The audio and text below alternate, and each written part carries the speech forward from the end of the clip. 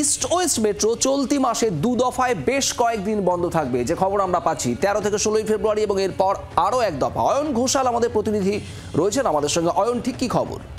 দেখো, যেটা প্রথমে কথা হয়েছিল যে 8ই ফেব্রুয়ারি থেকে একবারে 23শে মার্চ পর্যন্ত একটানা ইস্ট ওয়েস্ট মেট্রোর গ্রিন লাইন 1 এবং গ্রিন লাইন 2 সম্পূর্ণ বন্ধ রেখে আধুনিকীকরণের কাজ হবে, কিন্তু তারপরে সেই সিদ্ধান্ত থেকে ইস্ট ওয়েস্ট মেট্রো কর্তৃপক্ষ পিছিয়ে আসেন। কারণ একদিকে বইমেলা চলছে, একদিকে মাধ্যমিক পরীক্ষা আসছে।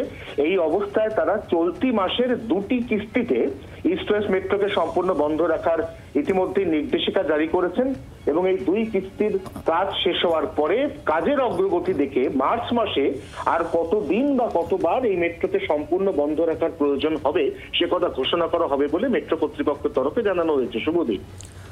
বেশ, অয়ন, ধন্যবাদ। বাংলার আওয়াজ, বাঙালির আবেগ, জি 24 ঘন্টা।